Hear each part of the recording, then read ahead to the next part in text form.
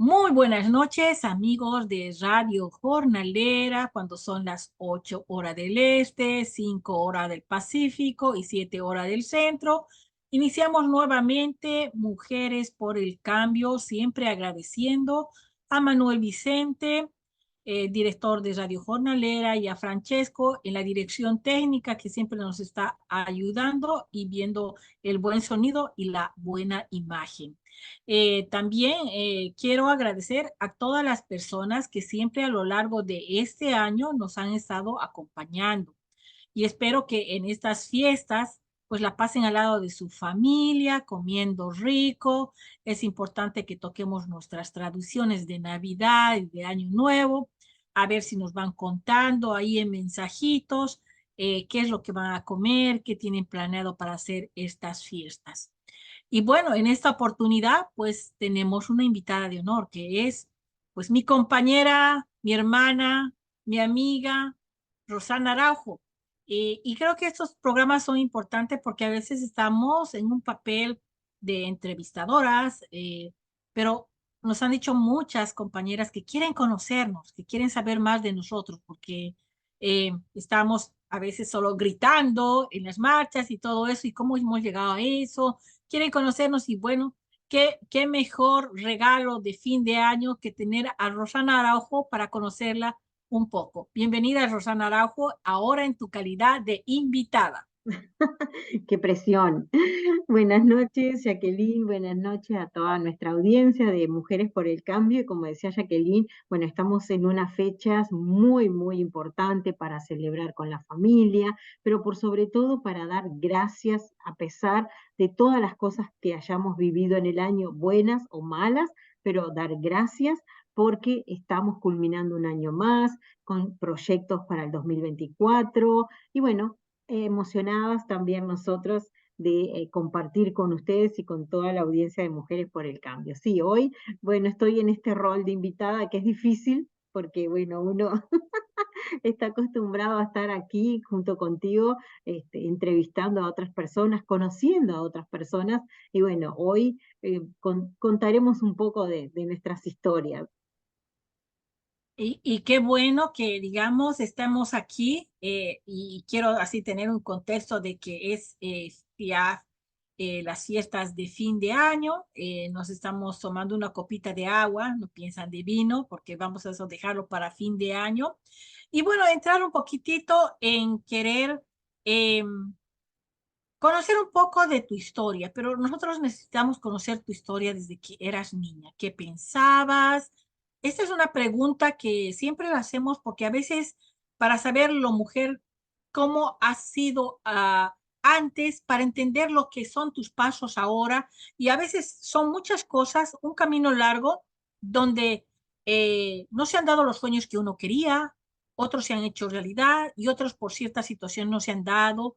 Entonces queremos ir paso a paso y conocer tu camino, dónde has nacido, cómo eran tus padres, cómo ha sido el entorno con tu familia. Vamos a empezar por eso, a ver, entramos después más en tema. Uy, hay mucho, ¿no? Trataré de ser concreta. Yo vengo de una familia que mis papás también fueron emigrantes dentro del mismo territorio, o sea, en Uruguay.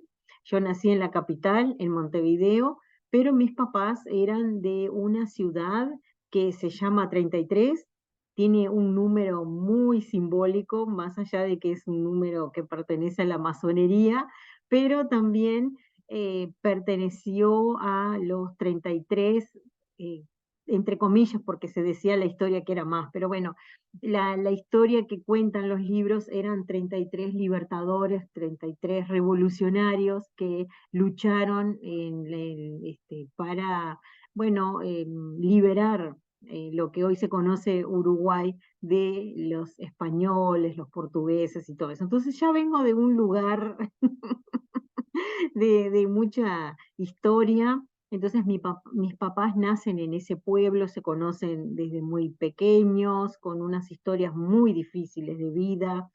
Yo digo que está bueno conocer quiénes fueron nuestros abuelos, quiénes fueron nuestros bisabuelos, las historias que tuvieron, porque es lo que soy hoy, ¿no? Y después de tantos años he entendido que tenía que vivir eso para, bueno, comprender lo que soy hoy. Entonces mis papás, jóvenes, más o menos como de 21 años, 19 tenía mi mamá, eran novios, emigran para lo que es la capital. Entonces fue muy difícil porque ellos tuvieron que enfrentarse a una ciudad que, claro, ahora es pequeña, pero para mis papás que venían de una ciudad pequeñita, imagínense como que si vinieran, no sé, de algún pueblito de las grandes ciudades, de los grandes estados, a la gran capital, era difícil, no conocían a nadie, tuvieron que adaptarse a cómo hablaba la gente de la capital, y bueno, mi mamá había egresado de lo que eran estudios, ella había estudiado para ser maestra en costura, en corte y confección, y mi papá era ciclista. Y entonces llegaron a la capital lleno de sueños, a la casa de la hermana de mi mamá, y bueno, y adaptándose con mucho de extrañar, ¿no? Y en eso nací yo, me crié que en esas historias, que a veces me veo igual aquí contándole a mi hijo y digo, ay, yo estoy igual que mi mamá cuando se ponía a cocinar y empezaba escuchando tangos, escuchando boleros, a rememorar, ¿no? Todo lo que había sido su inmigración, ¿no? Dentro del Uruguay. Y entonces eso fue un poco lo que a mí me ha moldeado y entender lo difícil que es emigrar. Antes lo veía como algo que, ay, qué ridícula mi mamá, cómo podía llorar después de 50 años por su pueblo. Y después que emigré yo estaba igual, ¿no? Comprendí muchas cosas. Muchas cosas. Y eso que no había tenido que cambiar de bandera ni nada, que miraba la misma bandera siempre, pero sí, fue muy difícil. Me crié con eso y después como niña, ay, yo era como ahora, muy contestadora, contestataria, dijeran por aquí, ¿no? Mi madre siempre me decía que yo era la defensora de las causas perdidas porque siempre estaba defendiendo a los demás, estaba tomando como ese estandarte de luchar por los demás y cosas así, ¿no? Me metía en muchos problemas también. Fui a un colegio de monjas, aunque no crean. Fui a un colegio de monjas porque me crié, y siempre lo cuento a eso, nací y me crié y crecí en dictadura, una dictadura muy parecida a la de la Argentina, a la de Brasil, a la de Chile. Entonces era muy difícil. Nosotros éramos tres hermanas, somos tres hermanas, tres mujeres. Entonces mi papá nos puso en un colegio de monjas.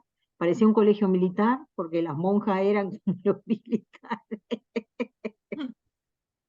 No nos perdonaban nada, no poco más nos hacían marcar el paso. Y después hice el high school en otro colegio que los directores eran militares también, entonces era como, y ahí siempre estaba metida en problemas también porque eh, rechazaba ese régimen y me enfrentaba a las cosas que habían dentro del liceo. Mi papá se ponía muy angustiado, mi mamá se angustiaba mucho más porque eran épocas difíciles, ¿verdad? Que uno no podía ni levantar la voz porque lo desaparecía. Entonces, bueno, esa era un poco mi infancia, ¿no? Y muchas otras cosas que hacía. Y cuando nos cuentas eso, a veces entendemos mejor, ¿no? El contexto de nuestros países y cómo ciertas situaciones, por ejemplo, de dictaduras, han ido marcando nuestro crecimiento, ¿no? Y, digamos, hemos estado en lugares y en situaciones que hacen madurar a la fuerza, porque un niño que sabe de golpes, de dictaduras, pero hemos crecido en ello y, bueno, conocemos muchas cosas resultado de eso. Y yo quería preguntarte, quiero saber un poco más de Rosana. Rosana, cuando era niña, ¿con qué soñaba? Porque me acuerdo a veces que yo estaba y cuando uno juega allí en la calle con sus muñecas o con lo que sea, sueñas con ser, por ejemplo, pintora o quieres ser eso. ¿Cuáles eran tus sueños y cómo los has ido consolidando a lo largo de tu vida?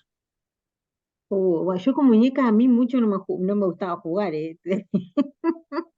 Yo no era muy amiga de las muñecas, a mí me gustaba todo lo que no se podía. Me crié en una época con un papá muy rígido, un tanto violento en el sentido que mi papá era esa contradicción, ¿verdad? De que era buenísimo, pero desgraciadamente yo creo que después entendí y aprendí a perdonar. Era violento en el sentido que tomaba, llegaba a la casa y tomaba, ¿verdad? Entonces las cosas no eran tan color de rosa ni todo amor y paz. Fueron situaciones muy difíciles, pero dentro de todo, siempre él nos pagaba las cosas, nos mandaba a los mejores colegios, no nos faltaba nada. Entonces yo era como, siempre estaba como a la defensiva en eso, ¿no? No me gustaba jugar con muñecas. Yo él decía, las niñas juegan con muñecas, también ese estereotipo, ¿no? Las niñas juegan con muñecas. A mí me gustaba jugar con los varones a la pelota. Y mi papá decía, eso no es de nena, eso es de varón. Entonces a mí yo tenía todos primos varones alrededor. Por parte de mi mamá, era mi tío que vivía en la capital, entonces eran todos varones y una sola mujer y nosotras. Entonces nosotros nos vinculábamos todo el tiempo con nuestros primos varones. Y eso llevaba a que ellos jugaban a la pelota, remontaban cometa o barrilete, como le dicen aquí, ¿no?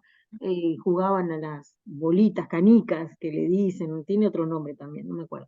Y nosotros queríamos hacer todo eso y no nos dejaban. Entonces era como que, que nos escapábamos, íbamos a hacer estas cosas y siempre teníamos que estar mediando en que, bueno, y dialogando y pidiendo, ¿no? Esa tregua de que bueno, hicimos cosas malas, pero había que disfrutar también, ¿no? Eso, yo creo que desde chica ya estoy como de mediadora, todo el tiempo, mis hermanas, mis primos, mis padres, así. Pero de niña en realidad siempre supe, siempre era como muy mandona, me gustaba mandar mucho, me gustaba dar órdenes, siempre era ordenaba todo, se paran ahí, se callan la boca, sí, cosas así. Ahora lo hago, pero he aprendido a estar más diplomática. Que quería ser docente, maestra, quería ser maestra. Y yo enseñaba, o sea, yo era chica y era como muy hiperactiva. Ahora me doy cuenta que era hiperactiva, ¿no? Eh, entonces mi mamá, como yo era tan hiperactiva, a los 5 años me mandó a una maestra, aquí sería una tutora, ¿no? Una Mm. tutora, para que aprendiera a leer. Entonces yo a los 5 años leía ya, escribía, hacía cuentas. Entonces cuando a mí me pusieron en primer grado, yo me aburría, era horrible, yo sufría horrores. Entonces me portaba mal. Y entonces me ponían a enseñar a los niños que no entendían las cosas. No era que no entendían, yo estaba adelantada. Acá hubiera sido una niña GIF, ¿no? Entonces, en Uruguay era una revoltosa que tenía que entretenerla con algo. Entonces, como las monjas no me soportaban, me ponían a enseñar a los niños que leyeran. Y yo los rezongaba, yo, leí de nuevo, leíste mal. Yo con 6 7 años, era así, hacé de nuevo, y les borraba los cuadernos, como que yo era, no sé, de 20 años. Y era así como esa cosa que tenía. Pero me gustaba enseñar, que los niños aprendieran. Entonces, siempre quise, siempre tuve esa vocación. Pero no quería estar encerrada en un lugar, porque siempre fui como que muy liberada, o sea, no me gusta estar encerrada, y qué paradójico, ¿no? Así, 21 años estoy encerrada en este país. Entonces, me hice profesora. Eso era lo que me permitía a mí estar de escuela en escuela, de high school en high school. Entonces, pero siempre, siempre, siempre amé enseñar. Todo, enseñaba cualquier cosa, así, lo que fuera. Y lo otro que me gustaba, que ahora lo descubrí después de tanto tiempo, que me doy cuenta, era hacer entrevistas. Yo agarraba la escoba y mi madre andaba caminando así y yo le decía, ¿qué piensa usted del país, por ejemplo? Y mi mamá me decía, cállate, eso no se puede hablar. Lleva, ¿qué piensa usted de lo que sale en las papas? Le decía, cosas así. Entonces, siempre estaba como con eso y sacaba fotos, ¿viste? Unas camaritas chiquitas que habían, sacaba fotos y se las mostraba a mi papá y le hacía todas unas historias y a mis amigos ahí. Como que siempre traje eso, siempre. Me gustó. Y decime una cosa, cuando tú estabas en el colegio, ¿cuál experiencia te ha marcado más? ¿En el colegio de las monjas o en el colegio de En el high school, colegio en por ejemplo? general, porque a veces hay situaciones que nos van marcando, ¿no? Y digamos, cómo van definiendo eh, en el futuro cómo va a ser, digamos, nuestra forma de actuar. En el colegio, por ejemplo, lo que era el elementary sería, que fui a las monjas, no me olvido nunca, nunca, nunca, la desigualdad que había social. Yo tenía el privilegio de ir a un colegio porque mi papá trabajaba muchísimo y lo podía pagar, pero había niños que no, que estaban becados. Entonces, las monjas, y no estoy culpando, creo que era el sistema, ¿no? Discriminaban mucho. Y me acuerdo una vez que mi hermana nos llevaban a los paseos de fin de año, ¿no? Y nos llevaron a un lugar de recreaciones, como si fueran acá unas ferias de esas que tienen juegos. Y mi hermana se olvidó de llevar dinero y no la quisieron subir a los juegos. Entonces yo armé una perreta y un lío terrible y eso, y me marcó muchísimo eso, la injusticia que había con las clases sociales, ¿no? Y la discriminación que había de los que íbamos a colegio y los que iban a las escuelas del gobierno Mm. público. Entonces me dolía muchísimo eso. Y desde ahí ya como que me marcaba, ¿no? El hecho de que, y no entendía por qué había niños que no tenían esos privilegios. Yo preguntaba, ¿por qué hay niños pobres? ¿No? Entonces, y la respuesta era siempre, bueno, hay pobres, no tienen para comer, ¿no? Entonces, eso siempre como que resonó en mí. Me costaba comprender que una persona no pudiera tener un trozo de pan o mantequilla en la mesa, ¿verdad? Que parece tan irreal todo eso. Después cuando fui a high school, el hecho de ser un colegio que tenía directores militares, toda esa represión, ¿verdad? Los profesores hombres, cómo abusaban de nosotras, pero no sexualmente, sino en privilegios, ¿verdad? En abusos todo el tiempo que habían dentro del colegio. Y eso era como normal, estaba normalizado. Y también ahí las clases sociales, todo el tiempo, el Uruguay es muy Mm. clasista. Y había en el colegio que yo iba niños que vivían fuera de lo que era la capital, entonces se formaban como bandos, ¿no? Los que son de la capital y los que no son, los que tenían mejores ropas y los que no. Entonces, esas desigualdades, esas cosas a mí con el tiempo me empezaron a como a caminar un poco en la cabeza y después las proyecté mucho más cuando tuve que empezar a dar clases en esas escuelas marginales y empezar a involucrarme, a decir, ¿por qué estos niños tienen que tener esto si enfrente tienen un colegio? Esas cosas así siempre, ¿no? Me hacían preguntar todo el tiempo. Siempre preguntaba. ¿No? Y eso siempre está en nosotros, ¿no? De ver las desigualdades y la rebeldía de que el Estado no hace nada eh, para, por ejemplo, darle un sentido de mejor vida para todos sus ciudadanos. Lo que te quería preguntar es, ¿cómo es el paso en que decides salir del Uruguay? con un niño pequeño, eh, cuando tenías una estabilidad, estabas trabajando bien, tenías ahí a tus padres. ¿Qué hecho te hizo para cambiar? Porque a veces no tocamos ese tema, porque el dar un paso para irse a otro país es de gente muy valerosa y saliendo con nuestros hijos pequeños a un lugar que desconoces, que no conoces gente y que sabes que tienes que trabajar y que tienes que mantener tu hogar y sabes que no vas a ir en tus trabajos. ¿Cómo decides tomar ese paso, no, de valor que digo yo, ¿no? Sí, eso fue muy difícil, muy difícil. Justo diciembre para mí es como bien difícil también porque fue la época en que llegué aquí a Estados Unidos. Fue la primera Navidad en 2002 que pasé fuera de mi familia. Y además en un entorno en que eh, yo no conocía nada de Estados Unidos, nunca había venido como hay otras personas que han salido, ¿verdad? Entonces, eh, primero, para responderte, eh, antes, cuando estaba en Uruguay, nunca imaginé salir del país, o sea, irme a vivir a otro país.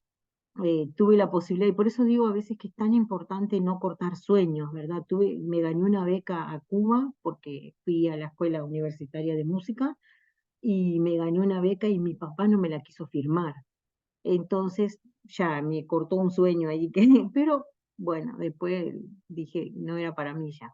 Estaba muy involucrada en movimientos sociales, estaba como muy estable en todo eso, me sentía feliz, todas las cosas que me gustaban, luchaba por todas las cosas y eso.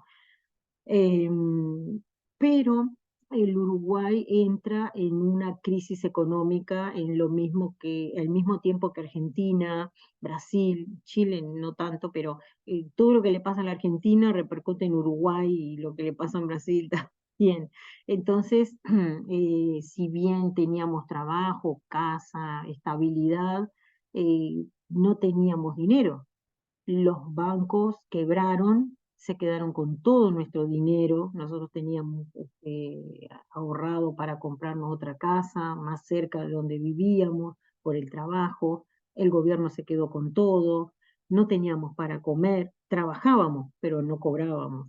Y entonces, yo era muy nacionalista, nacionalista en el sentido de decir, yo irme a otro país, yo mi Uruguay no lo dejo ni loca, no dejo mi barrio. Ustedes están locos, yo dejar mi Montevideo, no nada, mi casa. No, era un apego, nacionalismo, todo junto tenía arriba.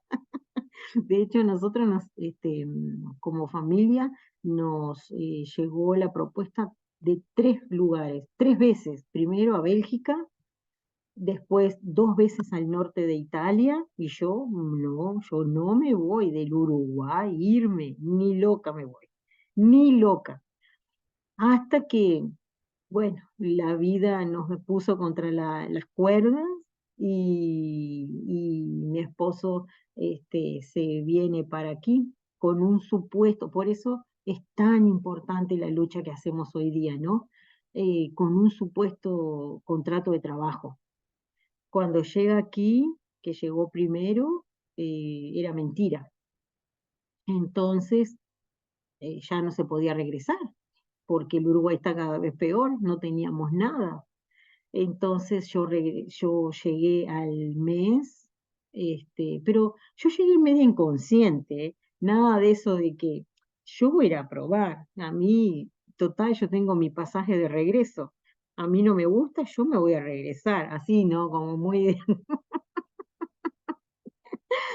muy light todo. No, no, yo voy a ir, voy a probar. Si a mí no me gusta, me regreso a mi casa. Total, yo tengo mi trabajo, mi casa, mi madre, mi padre, mis hermanas, todo.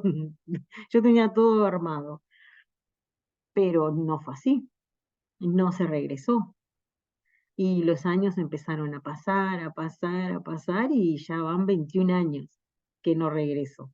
Y ya no me queda casa, no me queda mamá ni papá, me quedan mis hermanas, el Uruguay es otro, el barrio es diferente, yo ya soy otra persona.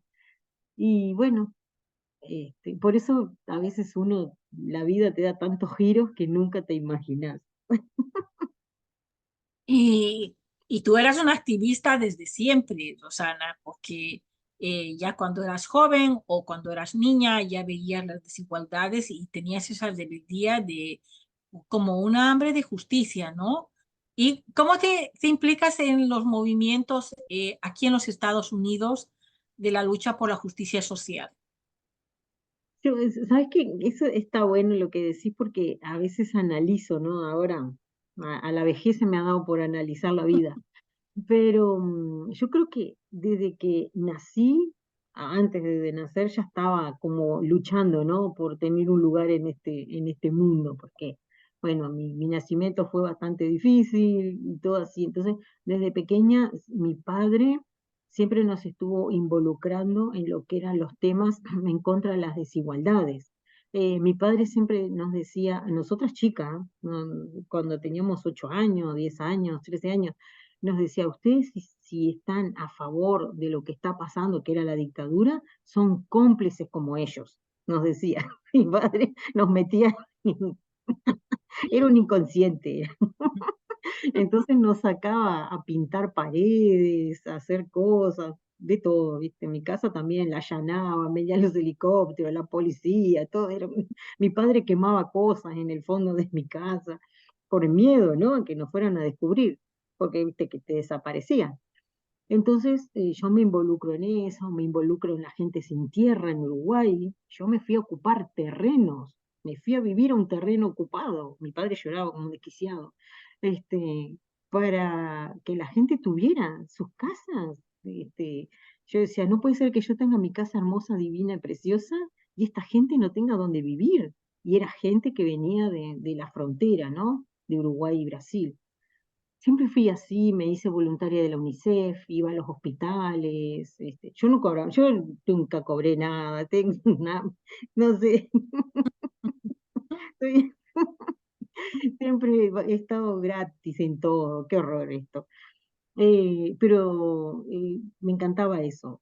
Y acá, cuando vine, dije, ay, acá no debe haber nada, esta gente acá no luchan por nada, todos viven bien, ¿qué problema tiene esta gente aquí? Decía yo, ¿no? Más que nada, que haber caído en que no tenía documentos, estaba indocumentada, que no entendía lo que era, pero estaba indocumentada.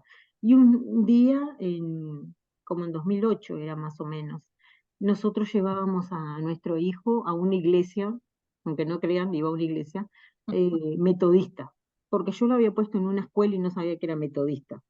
Y me invitan ahí a llevarlo y eso, y empiezo a ir, y habían unos compañeros que pertenecían a Flick, ahora sé que Flick y todo lo demás, ¿no?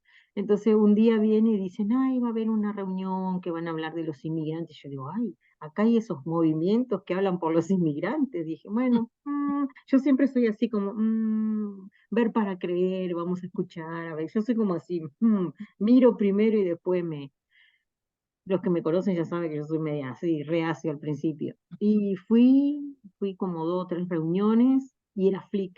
A donde estaba yendo era Flick, en el viejo Flick que quedaba en 82, no me acuerdo. Y era en la casa de uno de los compañeros que de Flick estaban haciendo la reunión, que ya se estaban preparando para armar lo que era el 1 de mayo del próximo año. Ya estaban hablando de eso, qué adelantado que estaba Flick en ese momento. Y entonces me empecé a involucrar, me gustó, empecé a escuchar gente como yo, gente porque acá no crean que uno llega y, como decía siempre dice Jacqueline, ¿no? Y llega y lo hice. Fui al college, me acuerdo, tan emocionada con todas mis cosas, todos mis títulos, mis cajas de títulos. No, usted no tiene documento, váyase a su país. Mm. Ay, ese día fue terrible. Cómo lloré, qué mal que me sentí, qué horror. Yo decía, ¿para qué estudié tanto? No era solo, no era porque no sabía inglés, porque no tenía documentos, ese número tan valioso, ¿verdad? Que el Social Security, ni siquiera la licencia. Ahora por lo menos yo digo, estoy más arrastrada, me arrastro con la licencia. Pero un número, ¿verdad? ¿Cómo nos marca la diferencia y cómo nos frustra, cómo nos frustra? Entonces yo empecé a escuchar gente como yo, trabajadoras del hogar, gente que trabajaba en los campos, gente que trabajaba en los warehouses, en las fábricas, como me tocó a mí trabajar, que hacía limpiezas. Y entonces yo decía, ay Dios mío, existe otro Estados Unidos, no puedo creer. Y ahí, bueno, con ese espíritu que uno ya traía de empezar a involucrarse, una cosa y otra. Y bueno, y así como, y de ahí no he parado, desde el 2008. Qué interesante es saber la situación de que ha sido como que por etapas tu activismo, ¿no? Primero dentro de tu país, pero después conociendo esta realidad en el país que habías inmigrado. ¿Cuál ha sido tu experiencia en la cuestión laboral, por ejemplo, como una persona inmigrante sin estatus migratorio? ¿Te ha ido bien? Porque a veces hay unas experiencias de horror, o sea, que han pasado cosas muy duras. Yo he tenido, gracias a Dios, unas experiencias buenas, pero también algunos insaboros que he tenido, claro, no graves, pero me encantaría que tú cuentes un poco cómo ha sido tu experiencia laboral, porque sabemos muchas situaciones, pero a veces no hablamos lo que pasamos, porque como les reiterábamos y decíamos, mm, la imagen que damos de cara al exterior es que los dólares nos llueven, ¿no? Pero quisiera analizar un poco cuáles son las tristezas que pasamos trabajando, cuál es difícil conseguir trabajo sin papeles y qué es lo que pasamos en esos trabajos. Sí, eso yo creo que es algo que nos marca terriblemente y que eso nos da como la posibilidad de decir, bueno, o me hundo en el llanto y en la depresión como me pasó porque lo viví, ¿verdad? El estar en esa situación, el no poder regresar, el que la familia no quería regresar, que se quería mantener acá, el entender de que ya, si bien había estudiado tantas cosas, tenía que y que no es deshonra, ahora lo valoro y honro, ¿verdad? Todos los trabajos, porque nosotros tristemente tenemos esa mentalidad en nuestros países, ¿no? El que es profesional, que estudió, que fue a la universidad, que tuvo esa posibilidad, y el que no. Entonces es como dos grupos que se ponen y que caminan en paralelo, ni siquiera se juntan. Pero acá tratamos de mezclarnos y de estar todos lo mejor posible. Entonces, para mí fue muy difícil tener que trabajar limpiando, trabajando en warehouse, con abusos, con todo tipo de abusos.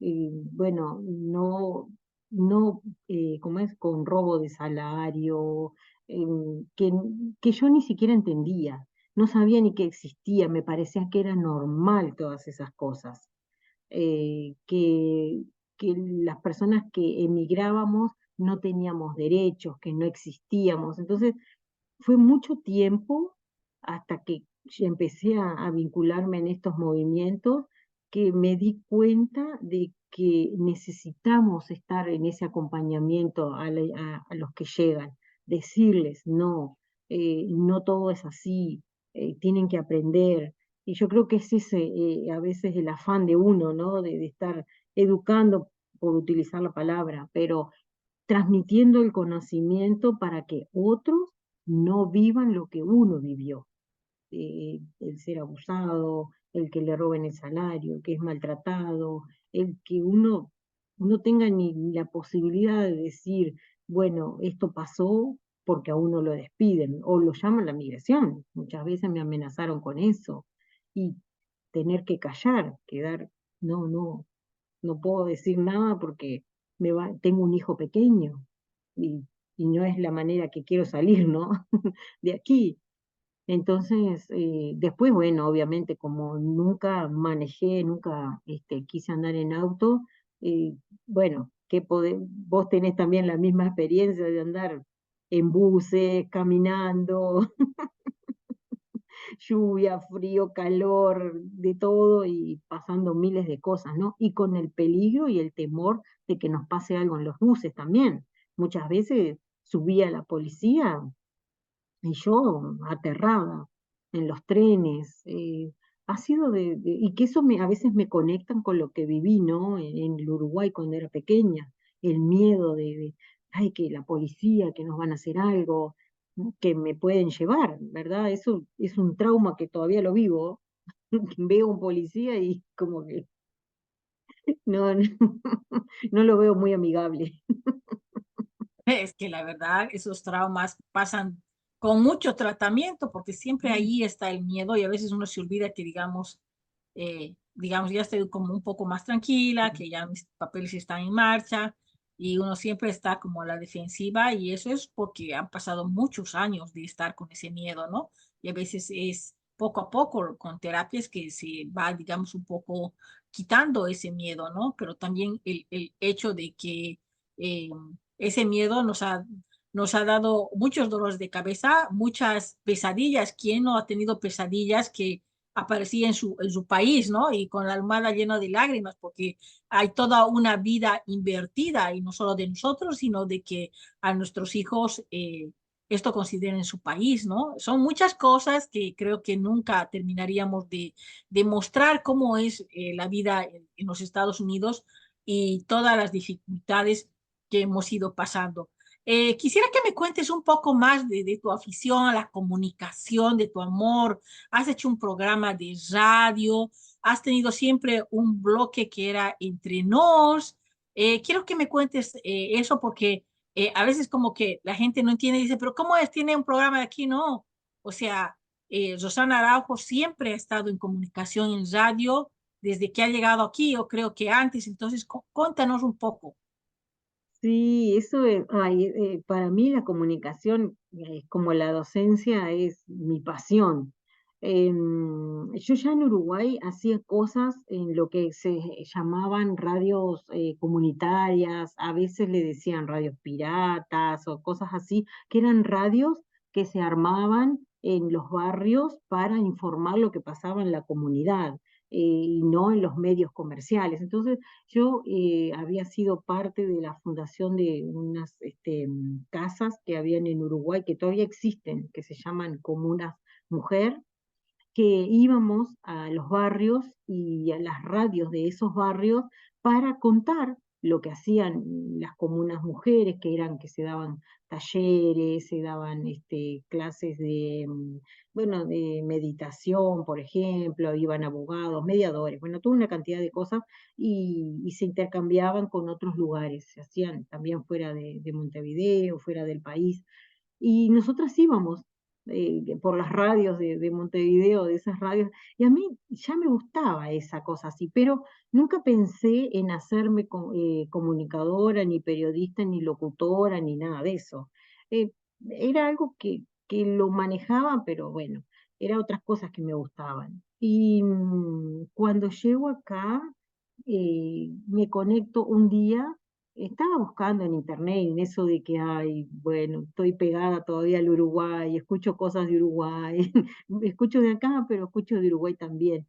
Me pongo a buscar en internet y encuentro una radio que se llamaba el Prado FM.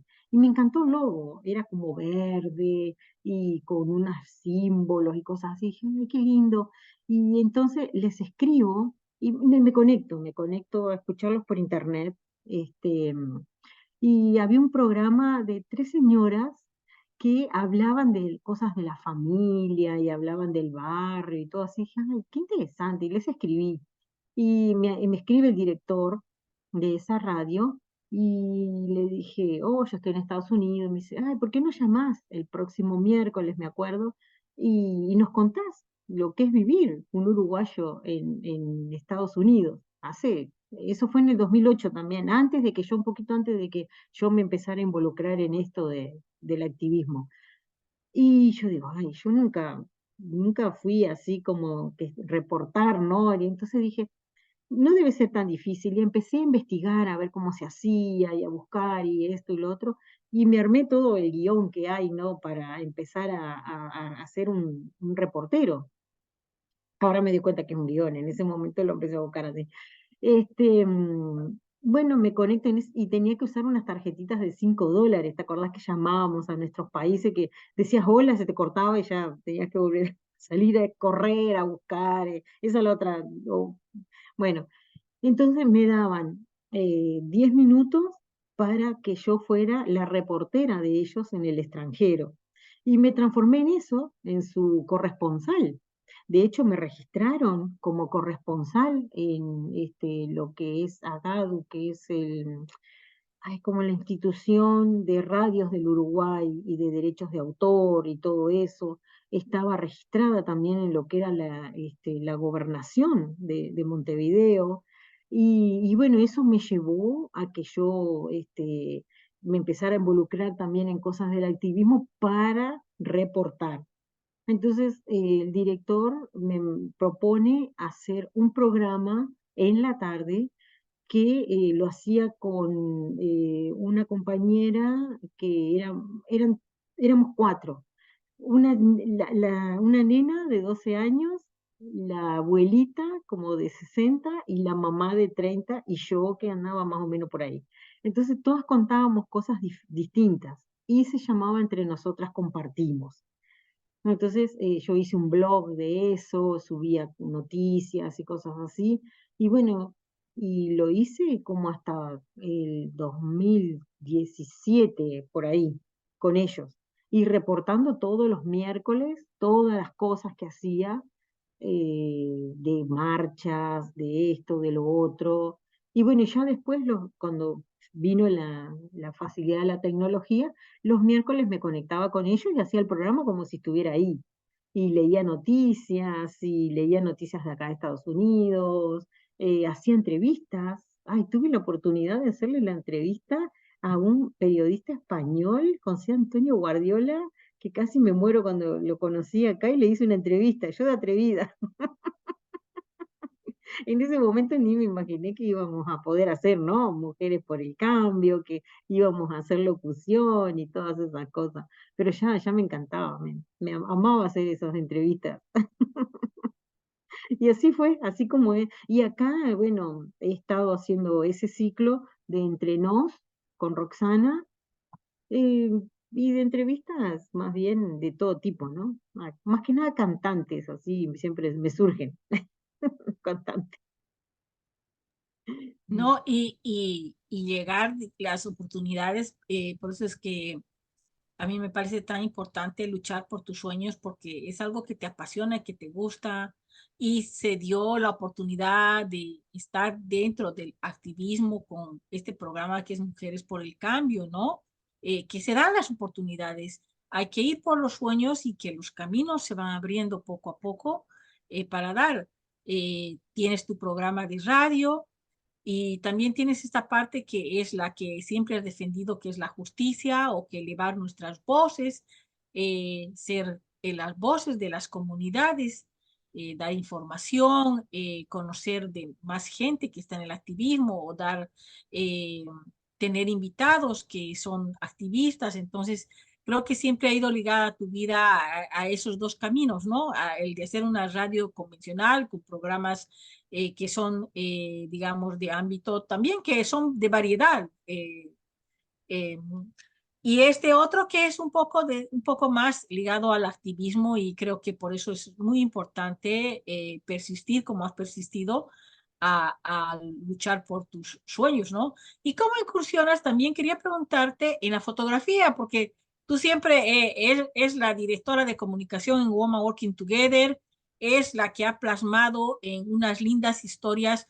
todas las experiencias vividas. Yo ya te veía en las primeras épocas que te conocí en 100 mujeres, 100 millas, sacando y capturando cosas que jamás se van a repetir y que ha sido la forma de testimoniar lo que habíamos hecho. Entonces, ¿cómo te apasiona la fotografía? ¿Cómo has ido aprendiendo? Porque es un campo difícil. Todo el mundo lo toma en cuenta como que sacar el celular y sacar, pero, o sea, la fotografía es difícil. Sí, es difícil y quiero en algún momento poder aprender a sacar mejores fotos y hacer como, no sé, quizás más. profesional o aprender otras cosas, ¿no? No sé, a mí desde niña siempre me gustó, no sé, como guardar en imágenes lo que era, ¿no? Mi papá como a los 14, casi 15 años tenía, me regaló una maquinita de foto que para mí eso era lo mejor que me podía haber pasado en la vida. ¿Te acordás? Eran unas maquinitas cuadraditas, unas Polaroid, creo que eran, que las movías así, bueno, que se te iba el rollo rapidísimo, la batería, todo no importa. Pero yo le sacaba todas las cosas, no sé, vivía enamorada, sacando, capturando el momento, me gustaba eso, ¿no? Como que yo decía, ay, me encantaba comprar fotos viejas, yo compraba fotos viejas, me encantaba imaginarme qué vida deben haber tenido esas personas, todas esas historias así. Y me acuerdo cuando estaba en las primeras reuniones de Flick, yo sacaba fotos y yo decía, ¿por qué no sacan fotos ustedes? ¿Por qué no hacen un archivo? Eso también yo lo traía porque yo había estudiado todo lo que tiene que ver con arte, acá sería arte, ¿no? Pero bueno, fueron como etapas, diferentes escuelas, fui a la escuela de música, fui a la escuela de arte, fui a la escuela de danza, dentro de danza, que el otro día me estaba acordando que antes de llamarse como es ahora, que es la escuela del Sodre, que tiene que ver con el baile y todo eso, la parte, la división donde yo fui, era la escuela de educación de la cultura popular, se llamaba así, mi sección. Entonces, de hecho, mi título es licenciada en danzas tradicionales y antropología cultural, por tener todo ese bagaje de cultura popular que le decían a ellos, que en realidad era eso de aprender a archivar, a aprender a tener registro de todas las cosas que van pasando y de lo que va sucediendo para que quede en la historia guardado, que no pase por pasar. Entonces, yo ya traía como eso, ¿no? De hecho, decía, ay, la gente no saca fotos, va a una manifestación o se hace una reunión y no deja archivado que eso era un momento histórico. Y bueno, y así es como yo todo el tiempo vivo, y a veces sé que quedaba como pesado, ¿no? Que yo me parara y estuviera sacando fotos, y me gusta capturar, no sé, las imágenes, porque siempre digo, los ojos hablan mucho, las manos, ¿verdad? Dicen muchas cosas. Y me gusta eso. Y bueno, y de hecho tenemos millones de fotos, no sé la cantidad de fotos que tenemos, que eso también está en un debe, ¿no? En algo que queremos hacer, un proyecto, ¿no? Vamos a decir que pero junto, ¿no? Con Jacqueline y lo que es nuestro proyecto de Women Working. Pero a mí me gustaría poder capturar todo, ¿no? Eso es como, yo digo que va a ser como el legado que va a quedar, ¿no? Como ese museo que va a quedar. Eso No, me y qué encanta. importante es plasmar eso, ¿no? Es tenerlo, guardarlo, porque realmente, como tú dices, han capturado momentos históricos, por ejemplo, las fotos que tú has hecho cuando ha dado la acción diferida, la emoción que reflejaban esos jóvenes, cómo has podido plasmarlas en unas fotos que van a quedar por siempre. Era un hecho que había cambiado la vida para tantos jóvenes que han podido aplicar a esto y bueno, eh, Rosana tenía esas fotos iniciales y vemos muchas fotos de Rosana también, quiero comentar, en muchas cosas, ¿no? También tenemos que hablar sobre los derechos de autor de las fotos porque Rosana es una fotógrafa increíble y hemos visto por todas partes las fotos y entonces cómo es importante también cuando tenemos este tipo de aprendizajes, de saber hacer una cosa, también cuidarnos legalmente para que sean reconocidas Mm. las fotos, porque yo por todos lados veo las fotos de Rosana y creo que ella ni se entera. Entonces también tenemos que aprender de esas cosas, ¿no? Ahora quería pasar como a un nuevo capítulo para preguntarte ciertas cosas, para conocerte un poquito más, pero en el ámbito un poco más informal. Y bueno, mi primera pregunta es, ¿qué tienes en tu lista de cosas que hacer que antes de morir? ¿Qué cosas más quieres hacer que digamos no te has atrevido? Yo sé que te has atrevido a muchas cosas, pero siempre hay mucha tinta en el tintero. ¿Qué cosas más quieres hacer? Uf, una cantidad. Espero tener mucha vida. Así, así. Lo primero, aprender a nadar. Ay, no, no, qué horror, me estoy perdiendo de muchas cosas porque no sé nadar, le tengo pánico y eso tiene que ver también con cosas vividas, ¿no? Pero no, no sé, ay, seguir estudiando, preparándome. Tengo un sí fácil para el estudio y, ay, digo, a veces digo, no quiero estudiar más nada, ya no quiero saber más nada y siempre estoy inventando y haciendo cosas así. Y después, bueno, en realidad, poder tener la suerte de salir de este país ya de alguna de algún día y poder seguir trabajando, ¿no? Como lo que hacemos, como llevar nuestras voces a otros países como Woman Working, como mujer, eh, como mostrarle a otras mujeres que se pueden hacer cambios, ¿verdad? Y aprender, y creo que algo de eso de poder registrar, dejar un legado, que no queden esas fotos perdidas como uno cuando iba a las ferias, ¿no? Del barrio y veía ese mundo de fotos que no sabía qué historia tenían. Hacer, ¿no? Junto contigo, ¿por qué no? Un libro. Siempre tengo ese sueño de que dejemos un legado, que lo que hemos construido no quede en los pendrive o en las memorias, o eso me falta, ay, a veces no tengo tiempo, pero hay que hacerlo. Bueno, ir al gimnasio también, pero bueno. Eso está todo lo que queremos a partir de enero, ¿no? Ahora Muy espero bien. que cumplamos Ya febrero, voy marzo y extendiendo todos la los fecha. meses, ¿no? Son- Iba a ser el 1 de enero, ahora va a ser como el 10. Cada vez lo entiendo más. Ay, qué horror.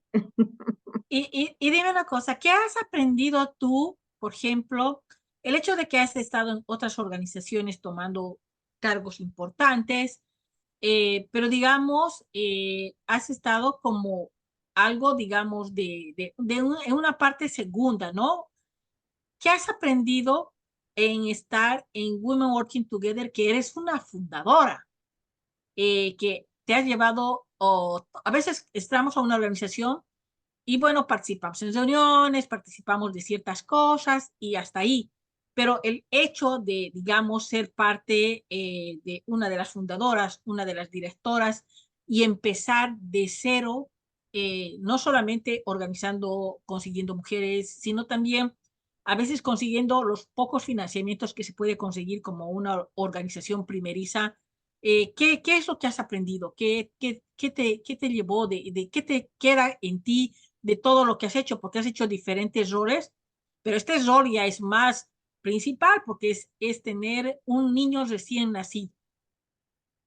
Yo creo que es eso, ¿no?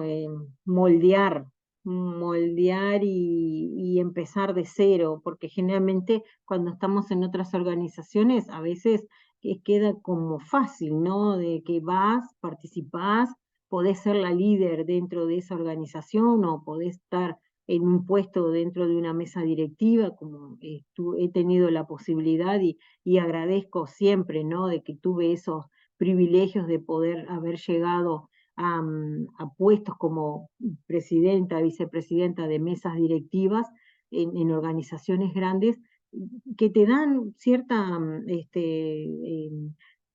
te dan cierto trabajo, te dan cierto, ¿cómo te voy a decir?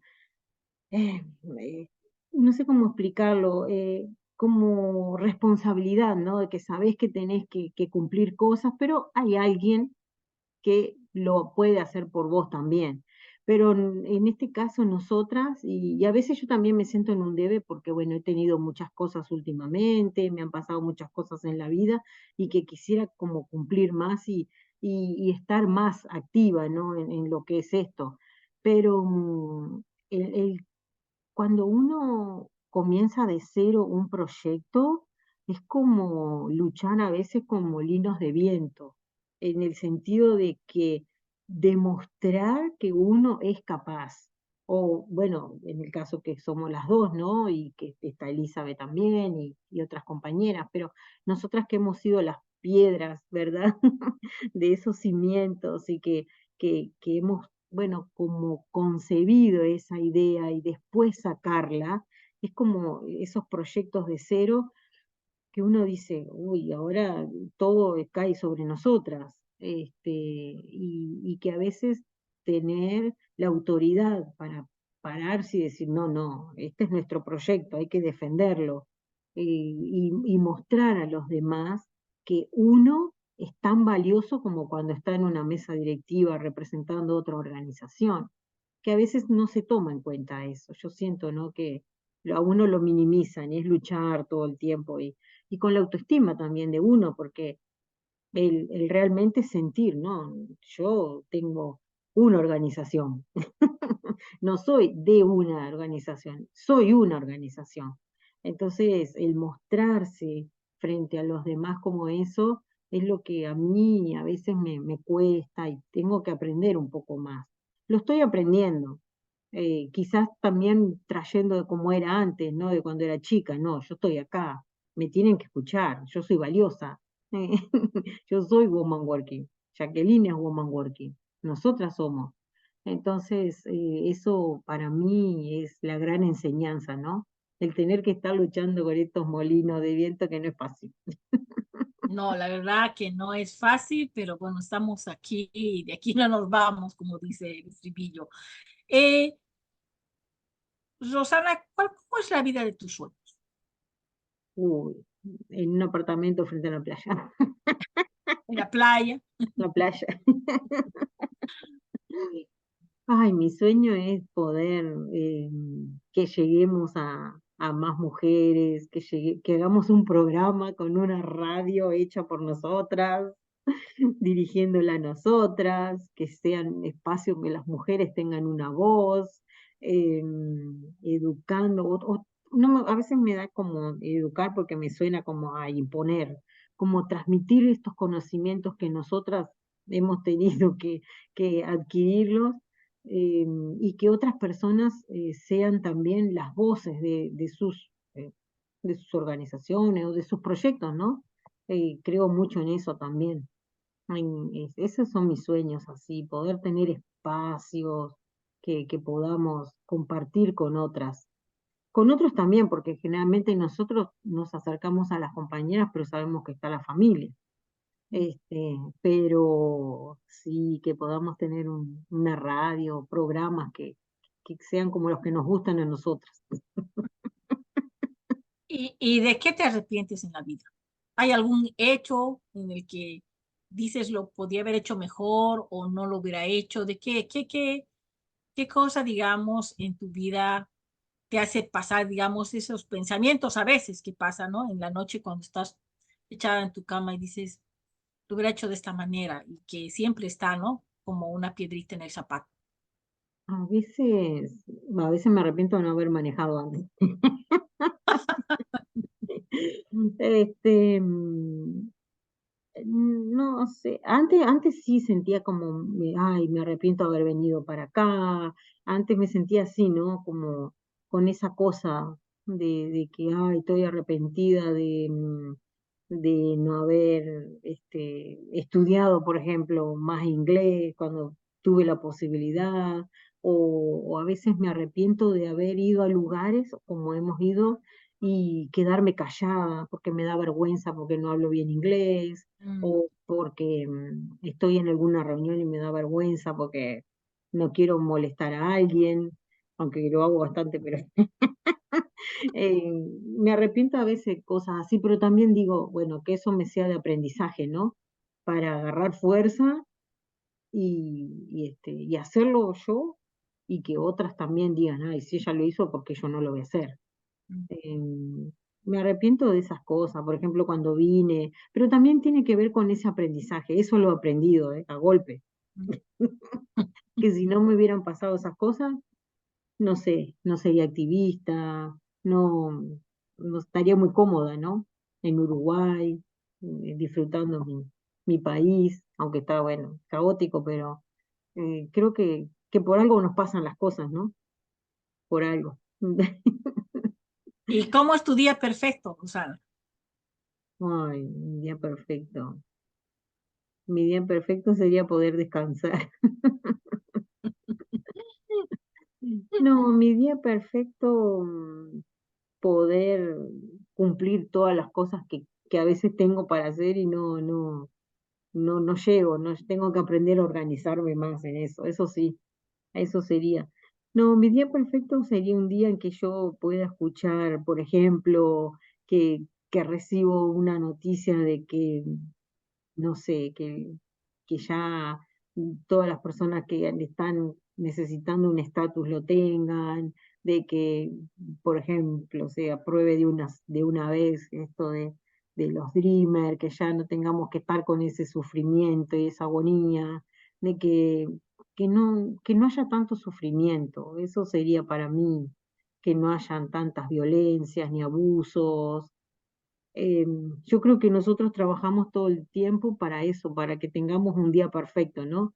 Poder estar en la playa tomando sol. No tanto porque me hace mal, pero disfrutando el sol y con mis chiquitas adoptadas, mi perra y mi gata, y que no esté con esa tristeza, ¿no? De que hay gente que está separada, que no le ha llegado su familia.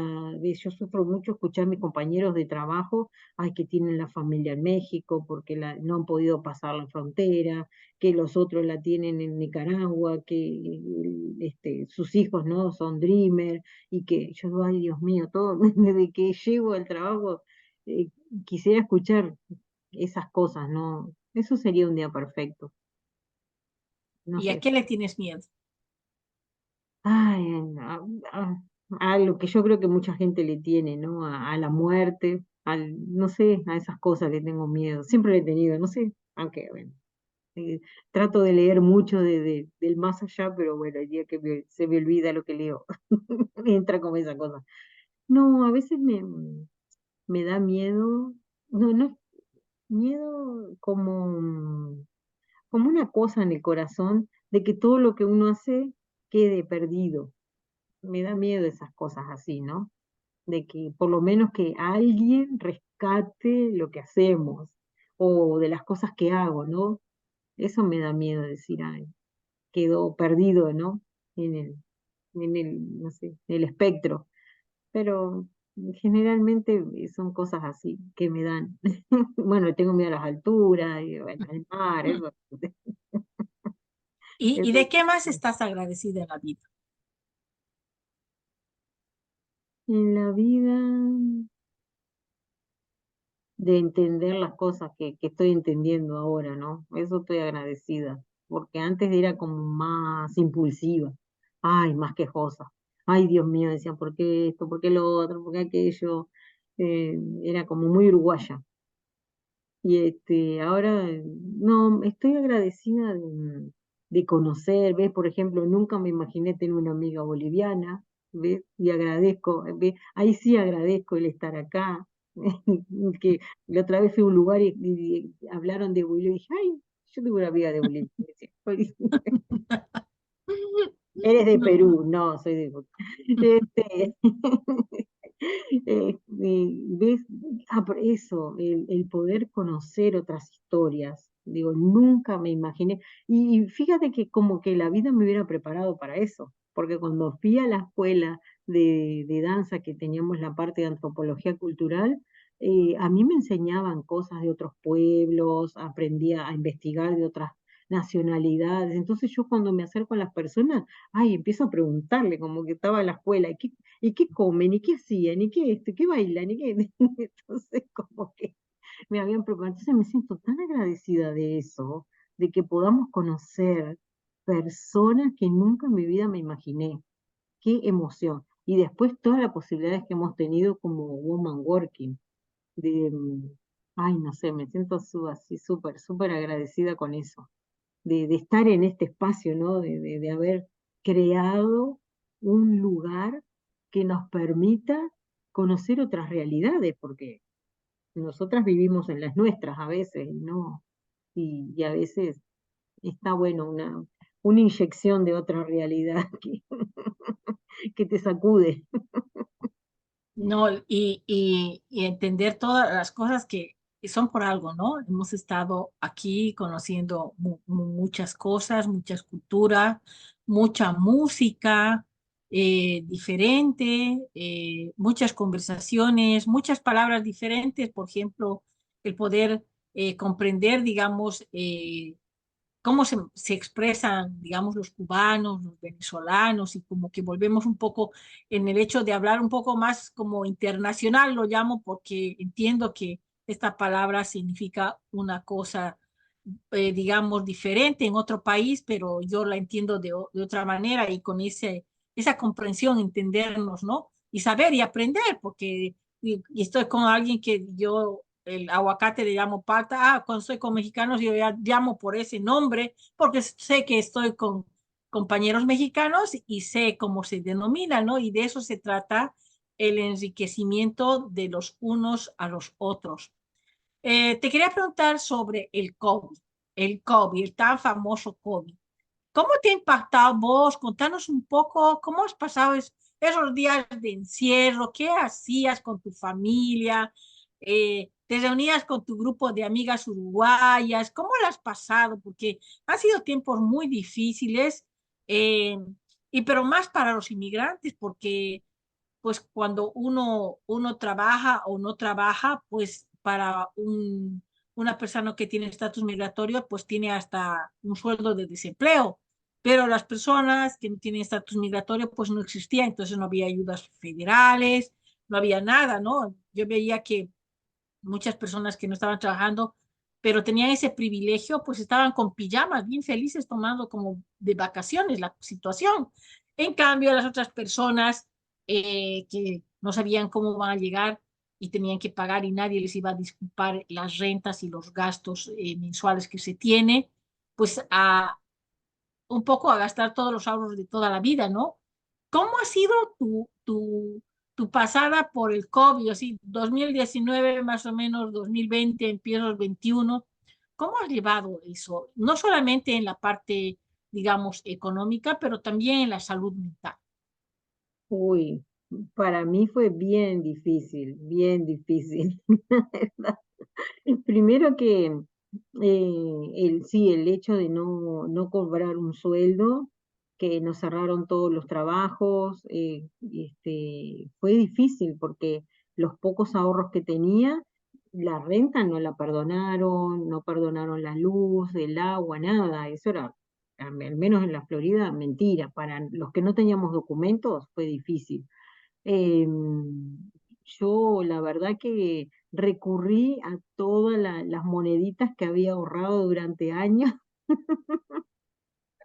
porque de pasar a comprar una caja de huevos de $1, hubo un día que salía como 8 o 9 dólares y me quería morir. Nunca había cuidado tanto. Un pan, un día me acuerdo que fuimos al supermercado con mi hijo y ese día no me olvido jamás porque tenía $30 en la billetera y tenía que comprar leche, carne y él quería pollo, me acuerdo. Y yo le dije, a mí no me da para comprar todo esto. Y quería huevos. Y yo no tengo, no llego, no, y me sentí tan mal ese día, pero tenía una angustia, porque me sentía igual que cuando salí del Uruguay. Llegar al supermercado y no tener dinero para comprar las cosas, ¿no? Entonces, el hecho de tener que ir a hacer fila a buscar comida, eh, bueno, nosotras sabemos que recibimos alguna tarjeta de ayuda de las trabajadoras del hogar, pero eso no era mucho, fue una ayuda. Y fue bien difícil. Y también el hecho de lo poco que conseguía, tener que compartirlo con otras personas. A veces me llamaban amigas o compañeras y no tenían para comer. Y yo decía, bueno, qué sé yo me arreglo con una bolsa de frijoles o bueno, como dicen, ¿no? Pero hay amigas que no. Entonces, tener que salir y darles. Y después el hecho de estar encerrada al principio me sentía eso mismo, ¿no? Ay, horrible, encerrada, me volvía loca, porque me encanta andar callejeando y caminando para acá y para allá. Pero después lo tomé como, bueno, y ahí a raíz de eso nace este programa también, ¿no? De decir, hagamos algo porque me va a venir algo. De salir y después lo empecé a tomar como, bueno, hagamos algo distinto, estudiemos cosas, arreglo la casa, me pongo a limpiar esto, me llegó la perra que adopté, entonces como que la vida, bueno, me pasaron otras cosas también bastante difíciles, ¿no? Con la salud de mi hijo, que eso me, bueno, me desestabilizó, no fue el COVID solo, fue No, el ¿y perder el trabajo. cómo enfrentas tú la parte, por ejemplo, no sé, porque, por ejemplo, en mi familia unas tías murieron y también el hecho de que ves que hay gente que se está enfermando y que ya la están intubando y que uno puede ser el próximo. ¿Cómo has llevado esa parte? Porque creo que esa parte ha sido muy impactante y como que ahora todavía tenemos las consecuencias de eso porque hay mucha gente con depresión, porque no es normal que digas, hoy no, ya he estornudado, yo ya estoy mal y ya te veas Mm. entubada, hayas muerto o hayas perdido amigos o alguien conocido que haya muerto por el COVID. Tú dices, ¿cuándo me toca a mí? Sí, sí, en mi familia fallecieron, perdí amigos también, compañeros de trabajo, que los había visto hacía unos días y les vino COVID y fallecieron, ¿no? Para mí el hecho más traumante fue enfermarme cuando estaba, bueno, con una situación de salud de mi hijo en el hospital y me enfermé en el hospital, adentro del hospital. Y yo tenía terror, terror que me fueran a llevar, a entubarme y a tenerme ahí, ¿no? Entonces, no querían, después cuando me salí del hospital que estaba con COVID, bueno, de todo me pasó, ay, no querían ir al hospital. Traté de tomar toda la medicina en mi casa porque yo tenía terror, pánico, de que yo decía, me llegan a entubar, yo me muero, me va a pasar algo. Y siempre así, ¿no? Y cualquier cosa que me da, bueno, el año pasado también que me dio bastante fuerte algo, como una bronquitis, y yo ni quiero ir. Yo ya sé todo lo que tengo que tomar y no me lleven ni al... Entonces te queda como eso, ¿no? Te afecta, sí, te afecta. Y la verdad que es bien difícil. La verdad que la pandemia fue bien difícil, bastante. ¿No? Y me comentaban que, por ejemplo, cómo es de interesante el ser humano, porque, por ejemplo, mucha gente ha aprendido habilidades, hasta idiomas, ¿no? Pero a veces como que nos quedamos ofuscadas solamente en el miedo y el miedo paraliza, ¿no? Yo no he aprendido inglés, ¿no? Sé lo que sabía antes y eso, ¿no? No he aprendido más y cuando me decían, yo he aprendido un idioma y yo decía, ¿qué estaba haciendo yo? Lo que yo he hecho es plantar plantas. Eso ha sido, digamos, como mi desahogo digamos, dedicarme un poco a la jardinería y todas esas cosas, ¿no? Pero otras personas que, digamos, no sé si llamarles fuerte, pero que han sacado ventaja hasta de los malos momentos, ¿no? Porque saben un idioma y no sé qué curso han terminado y no sé qué se han graduado en algo virtual y qué sé yo. Entonces, a veces es bien importante que aprendamos de esto y como que sacar un poco de ventaja de los malos momentos se puede dar un tiempo, digamos, ¿no? Y también otra cosa que salían en muchos memes era decían de que estamos tan ofuscados con nuestra vida, estamos tan robotizados con el celular y con la computadora, que salían y decían por ejemplo, adolescentes, hoy conocí a mi familia, parecen buenas personas, porque teníamos que sentarnos a charlar, teníamos que tener actividades y tratar de pasar a los meses que hemos estado encerrados. Y también es una cosa buena, ¿no? De este encierro. Sí, sin duda que sí. Lo que pasa es que uno, como decís vos, está tan mimetizado con todo y está en la vorágine que no te detenés. Te parece que estás perdiendo el tiempo. Bueno, me vi todas las series de Netflix, ¿no? Por ejemplo, y que ya no sabía qué hacer, como dormía, pero también eso lo tomé como que, bueno, el cuerpo lo necesitaba, venía de muchas cosas, bueno, después sucedieron otras, pero como que dije, no, bueno, esto está pasando, no soy la única que estoy en esta situación, todo el planeta está igual, lo único negativo que engordé una cantidad, pero bueno, está. Pero lo traté de cambiar por eso, ¿no? Hacer cosas, bueno, leer, estudiar cosas, inglés no aprendí nada, pero bueno. Pero tratar de poner en orden lo que venía dejando, ¿no? Postergado. Pero yo creo que sí es depende de la actitud que uno le ponga. Hay gente que se deprimió terriblemente y bueno, le afectó la salud, ¿no? A mí, la verdad, me, no sé, lo tomé después que lo entendí, ¿no? Porque al principio me sentía que, ay, Dios mío, ¿qué voy a hacer? ¿Dónde voy a ir? No se puede ir a ningún lado, me siento presa.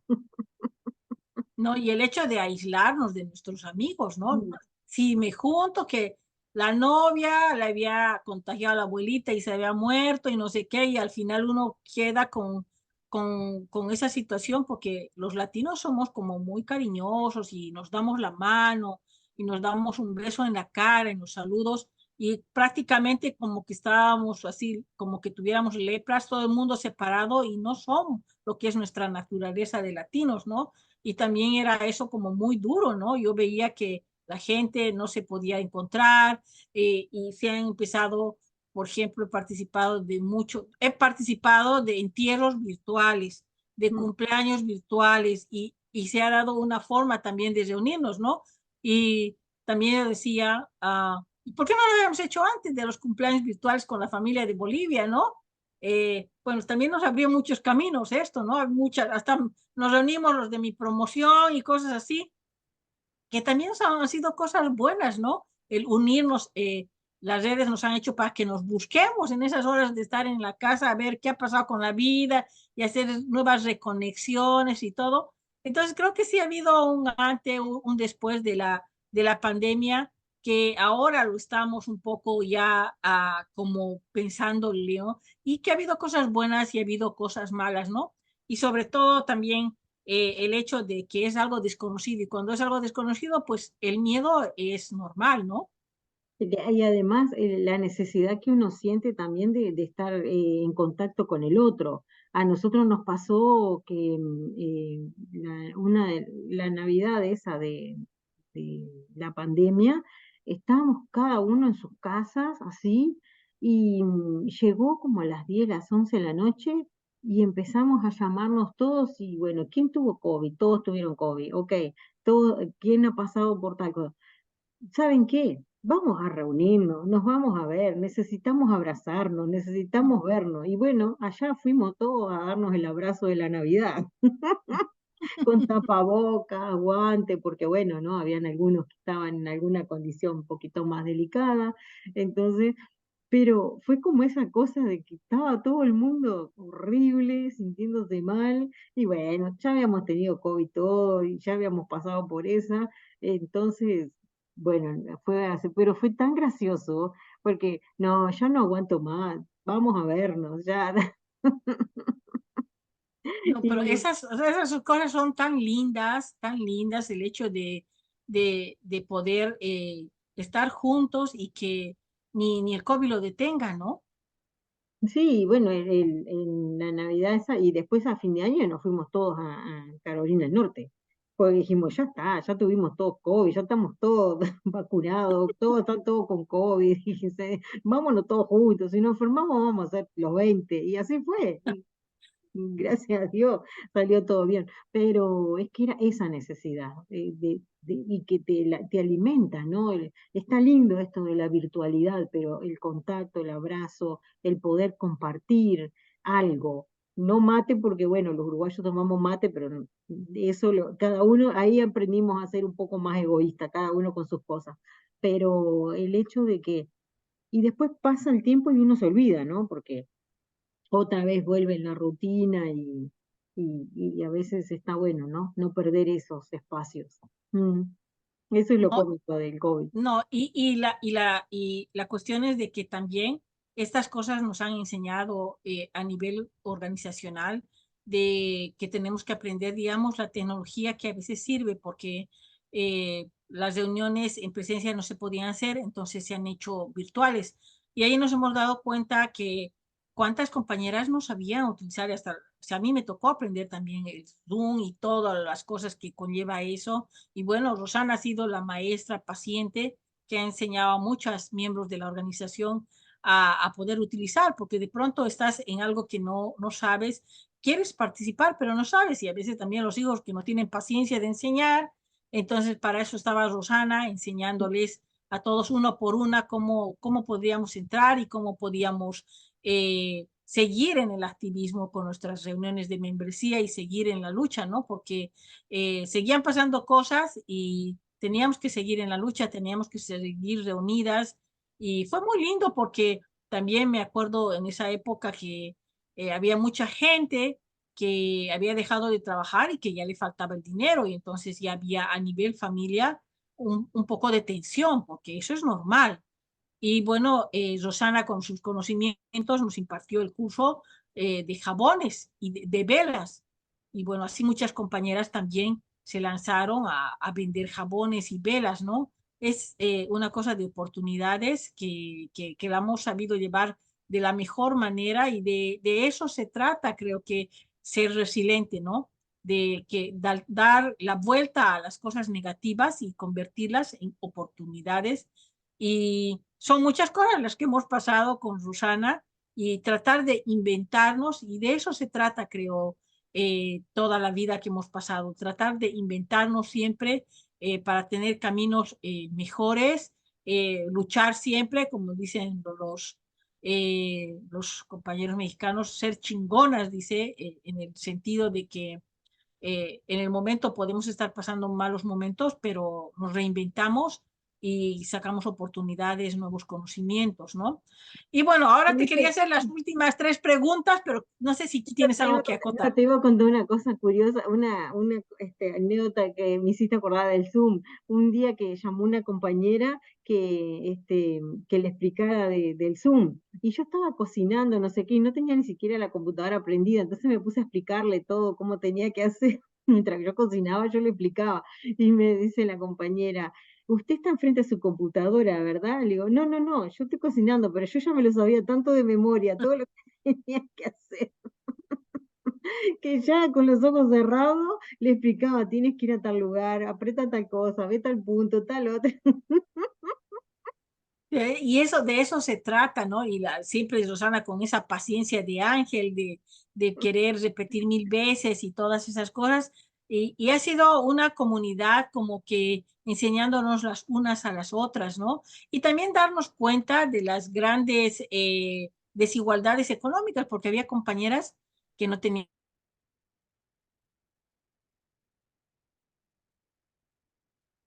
internet o que no tenían de los hijos, que llevaron la computadora a su casa y no sabían cómo los padres explicarles o ayudarles en sus tareas. Entonces, yo creo que un balance general, el COVID ha sido de mucha enseñanza, de saber que no tenemos segura la vida, hay cosas inesperadas y a veces uno no se puede preparar, porque para estas cosas no se puede preparar, pero está ahí la resiliencia, el tratar de un poco dar vuelta a las cosas, decir, si te da vida limones, pues haces limonada y cosas así.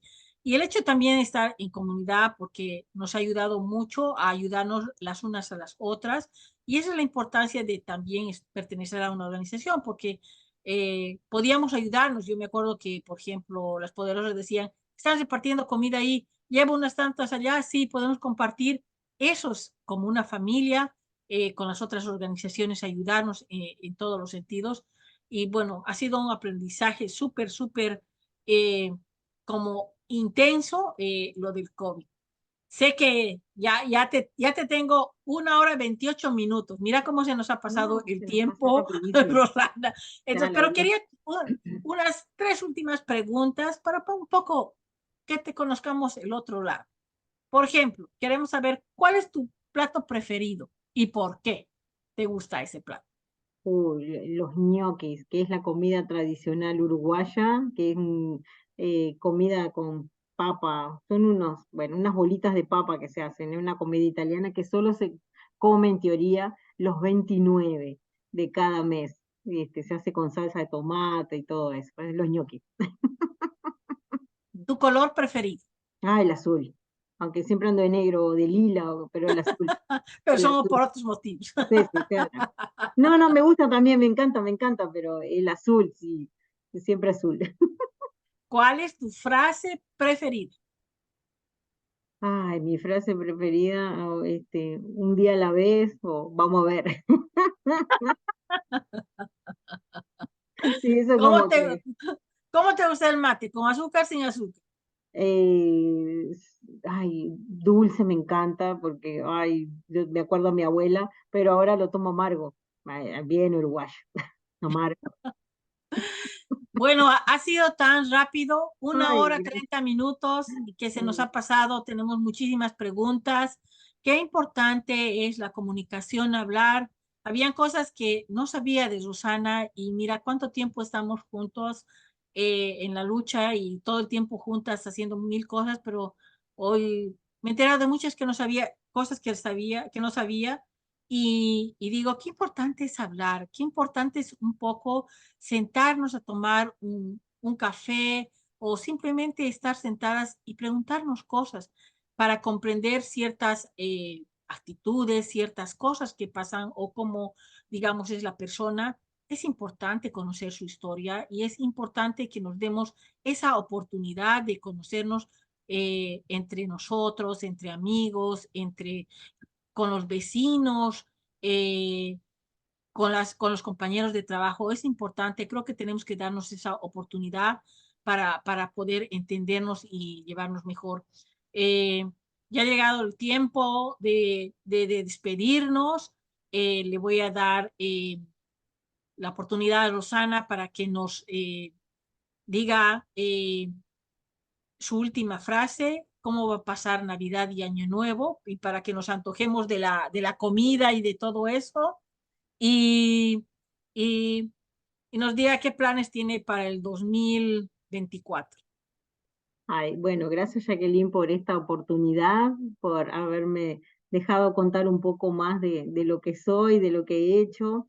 Bueno, 24 y 31 comiendo mucho, comiendo turrones, pan dulces, todas esas cosas que se comen en el Uruguay tradicional, que bueno, que tendremos que hacer un programa después, aunque sea después de la Navidad y todo, contando y buscando recetas, porque es interesante compartir, está bueno, me encanta.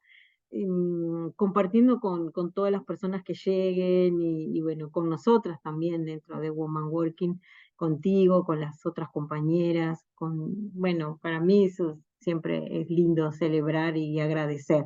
Y a todas las personas que nos escuchan siempre, gracias, gracias.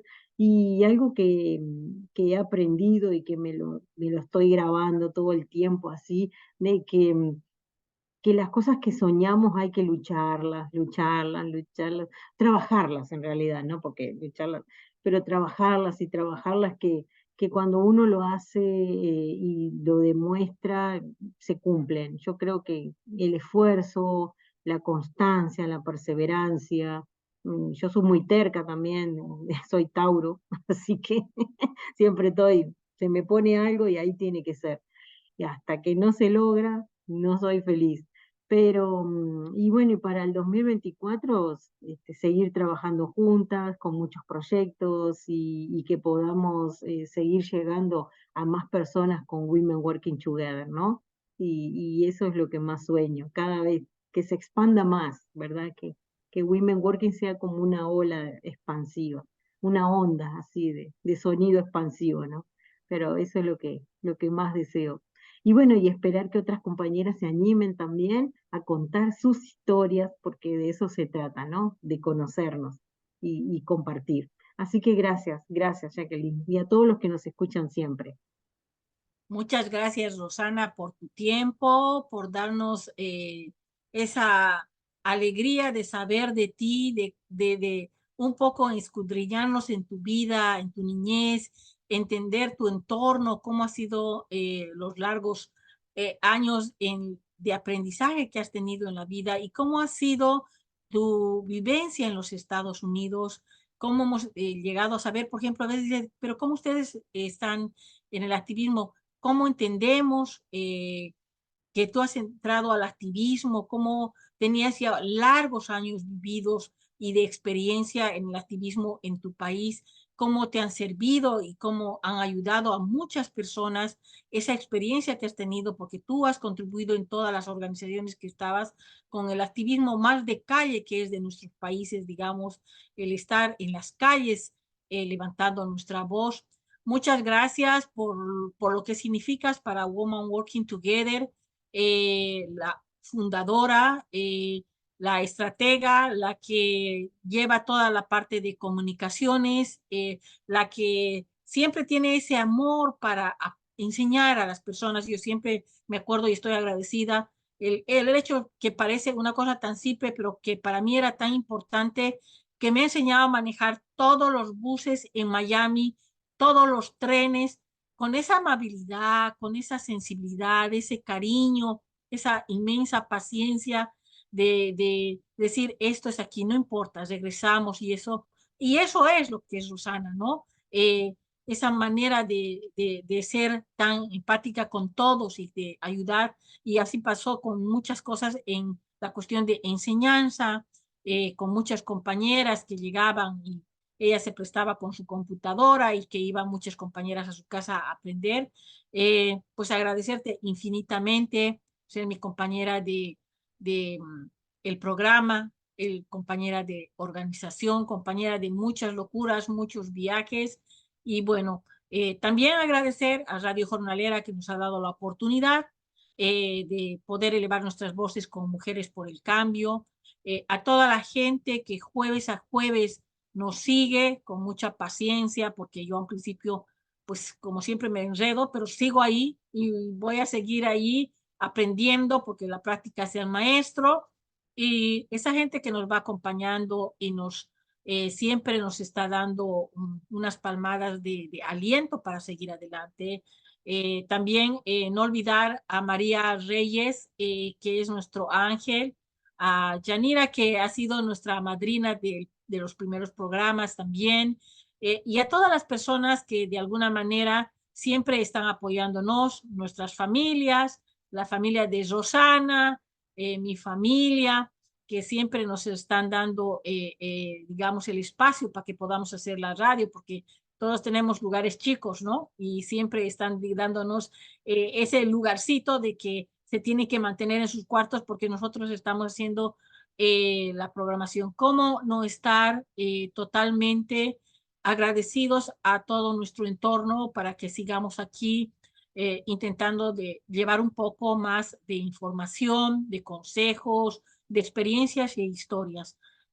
También desearles a todo mundo una feliz Navidad, un próspero año nuevo, y que este 2024 lleguemos a conseguir nuestra tan añorada reforma migratoria para todos nuestras comunidades latinas, que nuestras familias vivan en paz, y que nuestros dreamers sigan subiendo como la espuma. Muchísimas gracias y bueno, nos vemos el próximo año.